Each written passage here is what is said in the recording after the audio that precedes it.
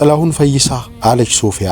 መጀመሪያ እሱን ኋላ የእግዚአብሔርን ምስል በጥልቅ ተመስጦ እያየች ከፍርሃትና ከመታወክ ነፃ ሆኜ መኖር የምችልበትን ፍለጋ ሲሄድ ከሁሉም ወንድ ብቻ ሆኖ ይታዩኛል። ነገር ግን ማንኛውም ወንድ አይደለም፣ ብርቱ ወንድ፣ በአካልም በመንፈስም ትልቅ ወንድ፣ ያ ልቤ የፈለገው ወንድ፣ ያ ከሀብትና ከደረጃ ይልቅ ለልቤ ደስታን፣ ለመንፈሴ ጸጥታን፣ ለሴትነት ፍርሃቴ እምነትን ሊሰጠው የቻለ ወንድ አንተ ብቻ ነህ። ሁለተኛ ሀብቴንና ከሀብታሞች መወለዴን ጠላሁት፣ ራሴንም ናቅኩ። ከዚያ ጊዜ ጀምሮ ልቤ ሀብት የሚንቅ ከሀብቴ ለይቶ እኔም ብቻ የሚወድ ወንድ ይፈልግ ጀመር። እንዲያ ያለ ወንድ ባገኝ እንኳንስ ሚስቱ አሽከሩ ሆኜ ባገለግለው የበለጠ ኩራት በተሰማኝ እያልኩ ስመኝ ከሀብት ለሰው ከመገልገል ለማገልገል ከመደሰት ለማስደሰት ቅድሚያ የሚሰጥ የመኖርን ምክንያት የህይወቱን ዓላማ ለመጥቀም እንጂ ለመጠቀም አድርጎ የማያይ ወንድ አገኘሁ። ጥላሁን ያ ወንድ አንተ ነህ። በአክሊሉ ዙሪያ ሰሌዳው የተቀባው ብሩህ ቀለም ባንድ ላይ ሲታይ የምስሉ ራስ በአውደ ብርሃን የተከበበ ይመስላል። ፊቱን ሰዓሊዋ ምንና ምን ቀለም አደባልቃ እንደቀባቸው አይታወቅም። ብቻ ከቀይ ደማም ትንሽ ጠየም ብሎ የአባትነትን ፍቅር ከመለኮትነት ግርማ ጋር አዋህዶ የሚገልጽ ነው። የቅርታ ፈገግታው የሁለቱ ወጣቶች ፍቅር ደስ አሰኝቶት ችግራቸው ያሳዘነው ይመስላል። ሁለቱ ልጆቹን ከመጎናጸፊያው አውጥቶ ከላይ ወደ ታች አንዣቦ ቅዱሳኑን የሚባርክ መስሎ ሲታይ እግዚአብሔር በገሃድ እዚያ የቆመ እንጂ የእግዚአብሔር ምስል አይመስልም።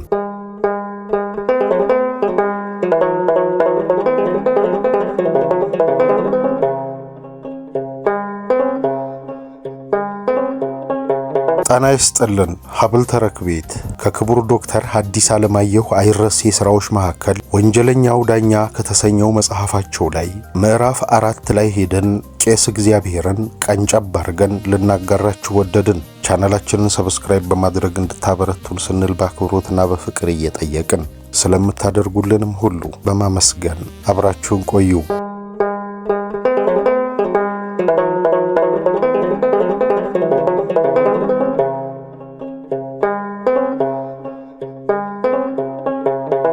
ጥላሁንና ሶፊያ እንዲጋቡ ከወሰኑበት ቀን ማግስት ሁለቱም አንድ ላይ በአስተማሪነት እንዲቀጠሩ ለትምህርት ሚኒስቴር ማመልከቻ አቅርበው ጥላሁን ኢሉባቦር ጠቅላይ ግዛት ውስጥ የኪ በምትባል የወረዳ ከተማ ተመደበ።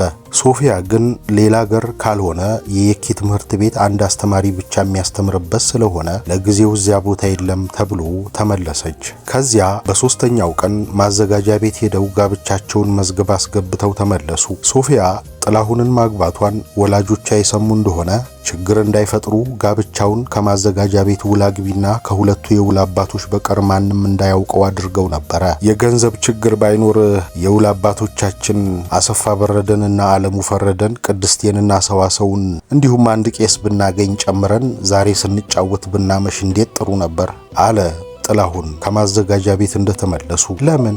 ጋብቻችንን የምናከብርበት ሰርግ ነዋ። ጋብቻ ያለ ሰርግ ሆኖ ያውቃል? ሲመች ነዋ።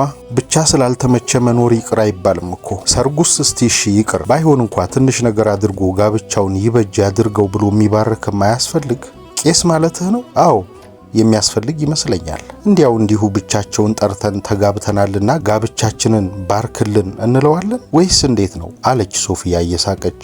ዛሬ ራታችንን ወይም ነገ ምሳችንን አብረን በልተን ሁኔታችንን ሁሉ ገልጸን የተጋባንበትን የምስክር ወረቀት እናሳያቸውና ይባርኩን እንላቸዋለን። ሰርግ ካልደገሳችሁ አልባርክም ይላሉ። ጥሩ ነው አለች ሶፊያ። ዝም ብላ ቆይታ አንድ ሐሳብ በራሷ ብቅ ብሎ ስለታያት ትንሽ ፍርጥም አለችና ምን አሳቀሽ አለ ጥላሁን ፍርጥም ስትል አይቶ። አንድ ነገር አስቤ ነው፣ ሌላ ጊዜ እነግርሃለሁ። ለምን አሁን አትነግሪኝም? ስንነጋገርበት ከቆየነው ጉዳይ ጋር የተያያዘ ነው። አዎ ቄሱን ነገ የለም ከነገ ወዲያ ለምሳ እንቅጠራቸው። የምታውቂያቸው ቄስ አሉ ወይስ እኔ ልፈልግ? ቅድስት ሥላሴ መንፈሳዊ ኮሌጅ የሚያስተምሩ ያዩትን ሆነ የሰሙትን ለማንም የማያወሩ በጣም ጥሩ ቄስ አሉ። አንተም ሳታውቃቸው የምትቀር አይመስለኝም። እንጃ እዚያ እንኳ ብዙ ግንኙነት የለኝም ማይባላሉ። ቄስ እግዚአብሔር አለች ሶፊያ እየሳቀች። ምን ቄስ እግዚአብሔር? ቄስ ገብረ እግዚአብሔር፣ ቄስ ወልደ እግዚአብሔር ወይስ እንዲያው ቄስ እግዚአብሔር አለ እሱም እየሳቀ። ምናልባት መጀመሪያ ስማቸው ወልደ እግዚአብሔር ሳይሆን አይቀርም። አሁን ግን ሰው ለማሳጠር ይሁን ወይም በጣም ደግ ስለሆኑ እንዲያው እግዚአብሔር ይላቸዋል አለች ጥላሁንን ግራ ሲገባው አይታ እየሳቀች። በሳልስቱ ጥላሁን ጉዳዩን ለማስፈጸም ወደ ትምህርት ሚኒስቴር ሲሄድ ሶፊያ ለጋብቻቸው ቡራኬ የሚያስፈልገው መሰናዶ ስትቀጥል ዋለች። በ7 ሰዓት ከሄደበት ሲመለስ ስራዋን ሁሉ ጨርሳ ተጣጥባ እንደተለመደው አጥሮ የተቆረጠ ጠጉሯን ጥሩ አድርጋ አበጥራ ፊቷን አሰማምራ ቀጭን ባለጥበብ ቀሚስና ኩታዋን ለብሳ ለሰርግ የሚጨማመረውን ሌላ ነገር ሲቀር በስሜትና በመልክ ጥሩ ሙሽራ ሆና ቆየችው። አልጋውና ጠረጴዛው እሷ ራሷ በትርፍ ጊዜዋ የጠለፈችውን ጌጠኛ ያልጋና የጠረጴዛ ልብሶች ለብሷል። በጠረጴዛው ላይ ውሃ የሞላ ጠርሙስ ከ2 ብርጭቆዎች ጋር ተቀምጧል። ካልጋው አንጻር አንድ ረጅምና ግዙፍ የሆነ ነገር ጠረጴዛውን በወርዱ አማክሎ እፊቱ አድርጎ ከላይ እስከታች በነጭ ልብስ ተሸፍኖ ቆሟል። በቀኝና በግራው 2 ንጭት ወንበሮች አሉ። ጥላሁን መጀመሪያ ሲገባ የሶፊያን እንጂ የቤቱን መለወጥ አላስተዋለም ነበር። እሷን እቅፍ ጭንቅ አድርጎ ስሞ ከግር እስከ ራሷ ሲመረምራት ሲያጠናት ቆይቶ የጆሮ ጉትቻ፣ የአንገት ድሪና የክንድ አምባር እንኳ ሳትጨምር እንዲያ ያጌጠችና የተለወጠች በውበቷ ብቻ መሆኑን ሲያረጋግጥ ገርሞት ደንቆት እንደገና ምጥጥ ስምጥጥ አድርጎ ከሳማት ኋላ ቤቱን ሲያይ እሱም መልኩን ለውጦ ስላገኘው ሌላ ቤት ውስጥ የገባ መሰለው። ያ ምንድነው አለ ጠቋሚ ጣቱን ተሸፍኖ ወደ ቆመው ትልቅ ነገር ቀስሮ። ቄሱ የላኩት ነው፣ እስክመጣ እንደተሸፈነ ይቆየኝ ብለዋል። መቼ ነው የሚመጡት? መምጫቸው ደርሷል።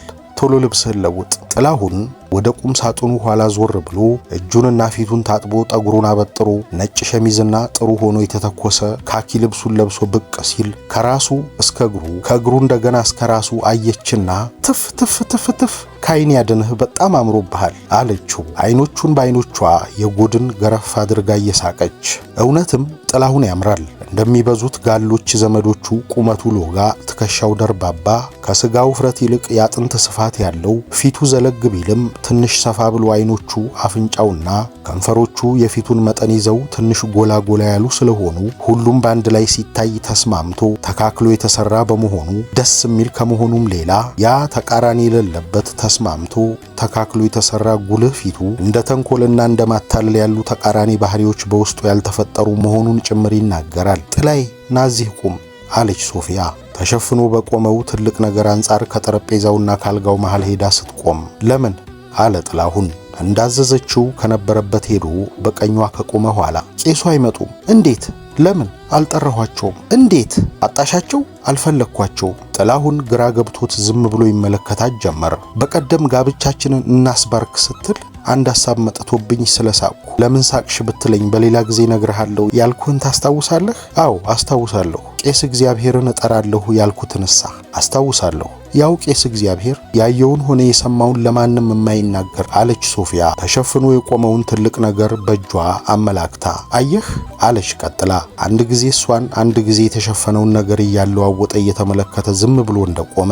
አየህ እስከዛሬ በሐሳብ ሆነ በግብር ያደረግነውም በእግዚአብሔር ፊት ተናዘን ወደፊት በጋብቻ ኑሯችን ለስበሳችንና ለሱ ታማኞች ለመሆን ከልባችን የምንመኝ መሆናችንን ቃል ገብተን ለዚህ እርዳታውንም ቡራኬውንም እንዲያደርግልን ብንለምነው አያደርግልንም? እውነትሽን ነው። ግሩም የሆነ ሐሳብ አለ ጥላሁን በሐሳቧ ደስ ብሎት። በል እንግዲህ ማለት የምንፈልገውን እናስብና ልግለጠው አለችና ሁለቱም በእግዚአብሔር ፊት የሚሉትን ትንሽ ሲያስቡ ከቆዩ በኋላ ሶፊያ ቀስ ብላ ሄዳ የእግዚአብሔርን ምስል የተሸፈነበትን ነጭ ጨርቅ ዙሪያውን የተያያዘባቸውን የወረቀት መርፌዎች ነቃቅላ ስታበቃ ጨርቁን ጠቅልላ ስታነሳ ከቀይ ዳማ ክርታስ በመቀስ እየተቆረጠ በሰው ቅጥ ግሩም ሆኖ ተስተካክሎ የተሰራ ምስል ታየ። ምስሉ ገባሬ ሰናይ ሆኖ የሚቀድስ ቄስ የሚለብሰውን ልብስ ተክህኖ ስለለበሰና ትንሽ ባለወርቅ ቀለም አክሊል በራሱ ስለደፋ ከፊቱ ከእጆቹና ከእግር ጫማዎቹ በቀር ሌላ አካላቱ አይታይም። ከወርቅ አክሊል እየተነሳ እንደ ፀሐይ ጮራ ወደ ውጭ የተፈነጠቀውና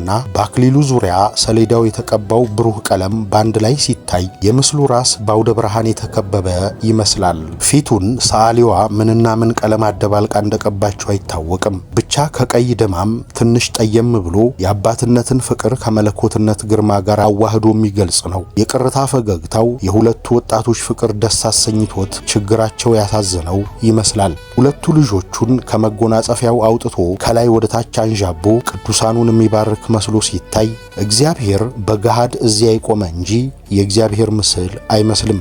ጥላሁን ያን የሚያስገርም ምስል ልቡ በውስጡ ተንበርክኮ የሰገደ መስሎ ተሰማውና ሳይታወቀው አይኖቹን ዘግቶ አንገቱን ደፍቶ ብዙ ከቆየ በኋላ ቀና ቢል ሶፊያም በግራ ጎኑ ቆማ እንደሱ አንገቷን ደፍታ ስላየ የሚለውን ለመስማት የምትጠብቅ መሆኗ ተሰማውና ሶፊያ ሙላት አለ። ኋላ ሞቅ እያለው እስኪሄድ ድረስ መጀመሪያ በዝቅተኛ ድምፅ ሶፊያ ሙላት፣ ዛሬ ሚስቴ አድርጌ ሳገባሽ ሀብት ኖሮኝ ከሀብቴና ሀብት ሊሰጠው ከሚችለው ሁሉ ድሎቴ ወይም ደረጃ ኖሮኝ ደረጃ ሊሰጠው ከሚችለው ሰው ክብሬና ኩራቴ ዝናዬ እካፈልሻለሁ ብዬ ተስፋ እንዳልሰጥሽ ይሄ ሁሉ የለኝም። ከሕፃንነቴ ጀምሬ እስከ ደረስኩበት የተጓዝኩበትን የህይወት ጎዳናዬን መለስ ብዬ ሳየው ከችግር ጋር እየታገሉ ሌሎችን አገልግለው ደስ በማሰኘት ብቻ ደስ እንዲላቸው አድርጎ ፈጣሪ አስቀድሞ መድቦ ከፈጠራቸው ጋር የተጻፍኩ ይመስለኛል። ገና በሕፃንነቴ እናት አባቴ ሞተው ወለጋ በተወለድኩበት መንደር ለአንድ ባለጸጋ ባላገር እረኝነት ተቀጥሬ እቤቱ ስኖር ዳረጎት በረከት አድርጎ ከሚያጎርሰኝና ከሚጠጣው የዋንጫ ጭላጭ ከሚሰጠኝ ሱሪ እንኳ ከሚገዛልኝ የበለጠ ከብቶችን ሳርና ውሃ ጥግቤ በማግባቴ ደስ ብሎት ተባረክ ልጄ ሲለኝ ደስ ይለኝ ነበር። ከዚያ ትንሽ ከፍ እንዳልሁ ለአንድ ሀብታም ነጋዴ ተቀጥሬ አዲስ አበባ መጥቼ ለአጭር ጊዜ አብሬው ስኖር ደሞዝ አልጨመረልኝም ወይም ጉርሻ አልሰጠኝም ብዬ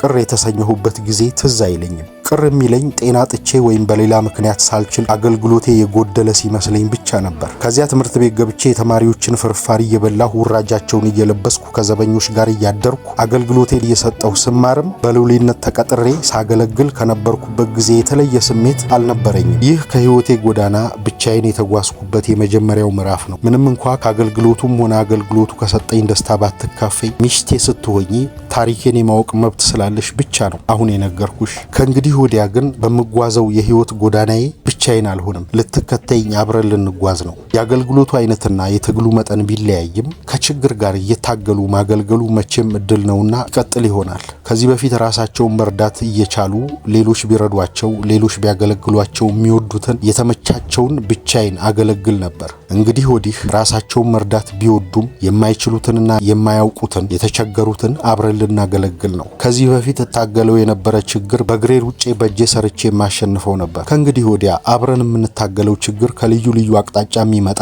ልዩ ልዩ መልክና ባህሪ የሚኖረው እጅግ አስመራሪ ሊሆን ይችላል። ብቻ እግዚአብሔር ረድቶን አሸናፊዎች ስንሆን ደስታችንም ያንኑ ያህል ይሆናል። ስለዚህ ሶፊያ ሙላት፣ ዛሬ ሚስቴ አድርጌ ላገባሽ እምጥልልሽ ጥሎሽና የማቀርብልሽ ገጸ በረከት ለወደፊትም የማካፍልሽ ሀብት ባለማወቅ ራሳቸውን መርዳት የማይችሉ ወገኖቻችን አውቀው ራሳቸውን እንዲረዱና ኑሯቸውን እንዲያሻሽሉ እረፍት ሳያምረን ምቾት ሳያስረን የምንታገለው ትግልና በዚያ የምናገኘው ድል የሚሰጠው የህሊና ጥጋብ፣ የልብ ደስታና የመንፈስ ኩራት ነው። ይህን መልእክት ከኔ ጋር ሆነሽ ስትፈጽሚ በሚደርሱብሽ ሁሉ አልለይሽም፣ አልተውሽም። ደስታሽ ደስታዬ፣ ሐዘንሽ ሐዘኔ፣ ሕይወትሽ ሕይወቴ፣ ሞትሽ ሞቴ ይሆናል። ከዛሬ ጀምሮ ወደፊት በሕይወትሽ ሁሉ በጎ ይሁን ክፉ ከሚቀዳልሽ ጽዋ ተካፋይ ለመሆኔና ለአንቺ ታማኝነቴ ከሕይወቴ በፊት የማይለዩኝ ለመሆኑ ምስክር ይሆንልኝ ዘንድ ከጽዋሽ እጠጣለሁ። ለዚህ እግዚአብሔር ይርዳኝ ብሎ ከጠርሙሱ ውሃ ብርጭቆውን ሞልቶ ሰጥቷት ትንሽ ከጠጣሽ በኋላ የተረፈውን ሁሉ አይኖቹን ከእግዚአብሔር አይኖች ሳይነቅል ጠጥቶ ብርጭቆውን አስቀመጠ። ከዚያ ጥላሁን ፈይሳ አለች ሶፊያ። መጀመሪያ እሱን ኋላ የእግዚአብሔርን ምስል በጥልቅ ተመስጦ እያየች ዛሬ ባሌ አድርጌ ሳገባህ በሀብትህ ድሎት በደረጃህ ኩራት አገኛለሁ ብዬ ተስፋ በማድረግ አይደለም። ሀብታሞችና አእሩግ ለሆኑ ወላጆች ያለናቸው እኔና ሀብታቸው ብቻ ስለሆነን ትምህርታቸውን አጠናቀው የጨረሱ ሁሉ በሚደርሱበት ከፍተኛ ደረጃ ለመድረስ አንድ አጭር እርምጃ ብቻ የቀረኝ ስለሆንኩ የራሴ ሀብትና ደረጃ የሚሰጠኝ ምቾትና ኩራት እፊቴ ቆሞ እየጠራኝ የባል ጥገኛ ሆኜ የምቾትና የማረግ ፍርፋሪ የምፈልግበት ምክንያት የለም። ሀብት የሚሰጠውን ምቾትና ደረጃ የሚሰጠውን ኩራት ወደ ጎን ገፍቼ አንተን መከተል የፈለግኩባቸው ምክንያቶች ሌሎች ናቸው። እስከዛሬ ድረስ እንዳታውቅብኝ በጣም ተጠንቅቄ በሚስጥር አኑሬያቸው ነበር። ነገር ግን ከዛሬ ጀምሮ ባልና ሚስት ስንሆን ለአካሌም ይሁን ለስሜቴ ለብቻ ባለቤትነቴ መቅረቱ ስለሆነ እነሱንም አሁን እነግርሃለሁ። አንዱ ሴትነቴ፣ ሁለተኛው ኩራቴ ናቸው። መጀመሪያ ሴትነቴ ሀብትንም ደረጃንም አስትቶ አንተን እንድከተል አደረገኝ ያልኩትን ልግለጽልህ። የአሩግ ወላጆቼ ሀብት ዛሬ በከፊል ነገ በሙሉ የኔ መሆኑን አይና ነገ ትምህርቴን ጨርሼ ስወጣ የተረጋገጠ ደረጃ የሚጠብቀኝ መሆኑን አይና ልቤ በዚህ ሁሉ ደስ እንዲለው እንዲመካ ሳስበው ሀብትም ደረጃም ለኑሮዬ መተማመኛ ለህይወቴ ዋስትና ለመሆን የማይበቁ ሆነው ይታዩኛል። ሁልጊዜ አንድ የጎደለ ነገር እንዳለ ይሰማኛል። በሀብቴና በደረጃዬ ራሴን ችዬ ደስ ብሎኝ ለመኖር እምችል መሆኔን አእምሮዬ ለልቤ መላልሶ ለማስረዳት በሞከረ ቁጥር ልቤ በመረዳትና በመልካም እድሉ በመመካት ፈንታ በጣም ይፈራብኛል። መንፈሴም ጸጥ በማለት ፈንታ ይታወክብኛል። ከዚያ የልብ ደስታና የመንፈስ ጸጥታ አግኝቼ ከፍርሃትና ከመታወክ ነፃ ሆኜ መኖር የምችልበትን ፍለጋ ሲሄድ ከሁሉም ወንድ ብቻ ሆኖ ይታዩኛል። ነገር ግን ማንኛውም ወንድ አይደለም፣ ብርቱ ወንድ፣ በአካልም በመንፈስም ትልቅ ወንድ።